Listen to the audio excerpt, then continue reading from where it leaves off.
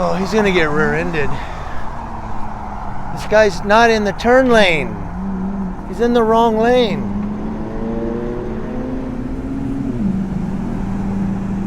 That's not the turn lane.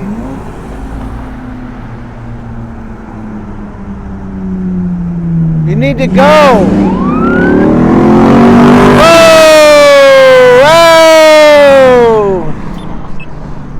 Can't be racing in front of the coppers.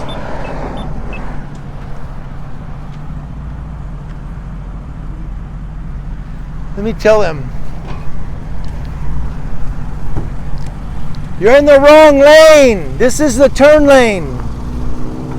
You're in the wrong lane. You have to go straight. That's the turn lane.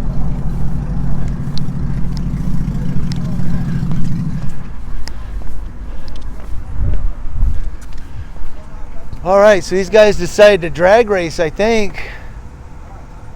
And their drag race became a drag because they got caught.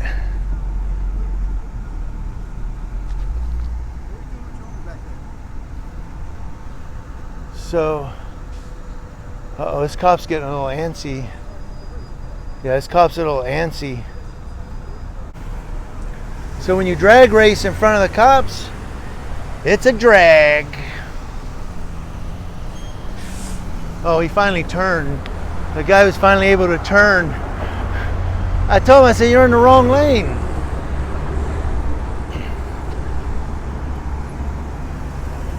He had a handicap sticker, so obviously he's handicapped to a certain degree, but I just thought it was funny. So we got this guy here, this Rialto cop lit him up there, man. And it sounded like they were drag racing because every one of them were revving their engines. And the cop lit them up. I'm gonna stay over on this side because it's easier to walk back and forth and whatnot. If I'm over there, I'm stuck behind the police car here. But yeah, they were drag racing, and I guess it became a real drag because they got pulled over.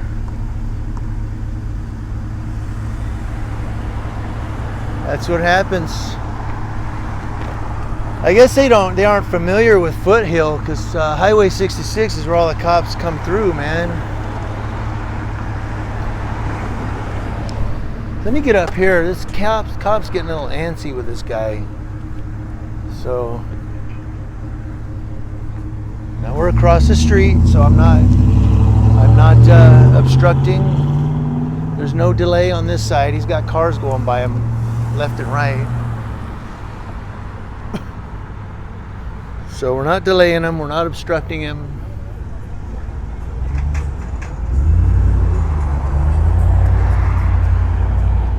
Cop was getting a little antsy. It sounded as if he said something about, why do you have your arm back there? That's what it sounded like. And who knows, I mean, the guy may have went to get his driver's license and dropped his wallet.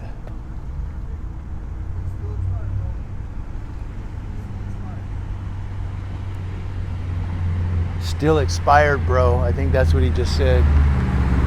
I think he just said it's still expired, bro. We're gonna have a second unit will come up, watch, because they're gonna pull this guy out of the car. Here's your second unit right here. Yeah, here's your second unit right here. So they're gonna pull this guy out of the car. Can't be drag racing in front of the cops. It becomes a real drag, for real. His drag race became a drag.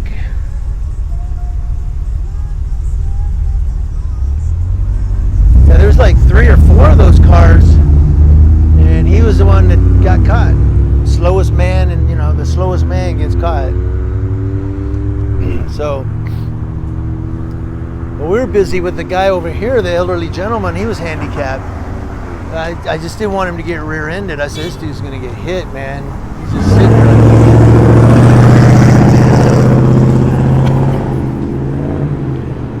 I had to get him out of there. But we're trying to be more friendly. Oh, we got a third cop now. Oh, the plot thickens. Yeah, I'm trying to be more friendly, more Christian-like, you know, but I still feel compelled to come out here and do this. I really do. I mean, it's... When I saw the George Floyd video back last year, I literally started crying. Not, you know, like a baby or anything. I just, tears came down my cheeks, streaming down my cheeks. I thought, this poor guy is begging for his life. And I mean, I was already a cop watcher at that point. It just kind of accelerated the passion to do this. And then, of course, I've helped a couple of deputies out because I caught stuff they didn't see on my camera. And that, you know, also made me feel good that I'm out here helping everybody. Because I'm not anti-cop. I'm anti-bully, anti-liar, anti-criminal, anti-civil rights breaker, oath breaker, blah, blah. So, you know, I'm on neither person's side. I'm on the side of the U.S. Constitution and the side of what's right and the side of who's right. It could be the cops could be right, or the cop could be wrong. You know, if he's somebody from L.A. Sheriff's Department.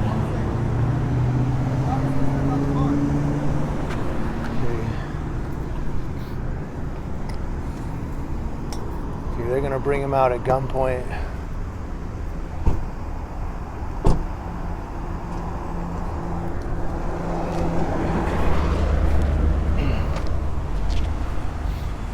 I don't know if my mic was scratching that pole, but I stepped behind the pole as he did that.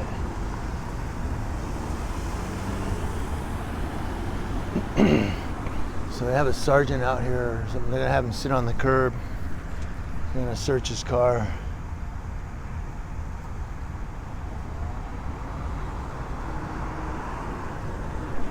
He's keeping his hands out in front of him. Well, that's his flashlight. I was like, what the hell did he just pull out of the car? It was his flashlight, though. It wasn't nothing. His own flashlight.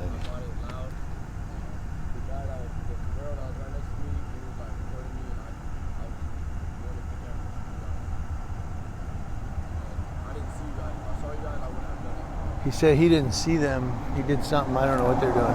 But they were revving their engines. I don't know. I keep saying they were drag racing, but I don't know if they were drag racing or not. But they were revving those engines, man. He was doing some RPMs.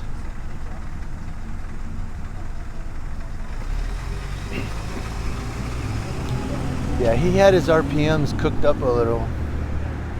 And there was, like I said, 3 or 4 of those cars. He was the one that got caught. Of course, the slowest man loses. And look what we got here. I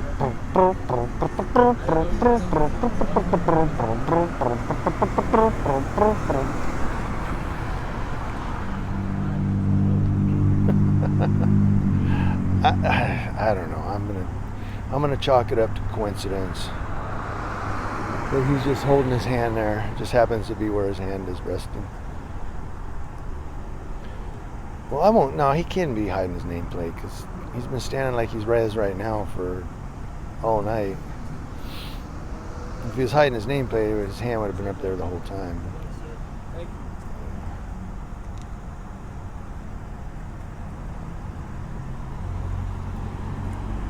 So we'll wait on these guys to leave. Because I am definitely not going to get pulled over by them. Just for recording. So, what is this? Huh. Some type of van.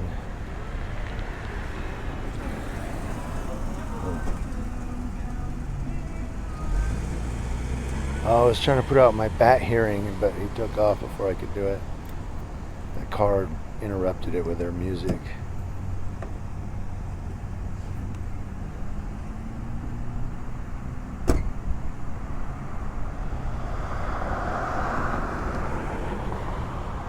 You hear that car door? That's an old ass Crown Vic, man. I don't know, maybe it's a newer Crown Vic, but that door sounds a little squeaky. Like it's been opened and closed a few times. See, hear it? out that spoiler. He was revving it pretty good too. Sarge is gonna come past us, or Stripes. I'll call him Stripes. See what he does. Let's see what he does. See what he does. See what he does. He's turning. So that's a nice ass Camaro right there. So let's see what Stripes does. You can go, Stripes. Where'd the other cop go? Oh, he's right there.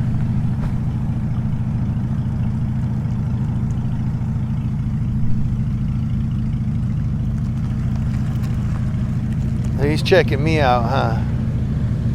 He was looking to see if he could jump out of the car for something. Maybe he took my picture. I didn't smile or say cheese.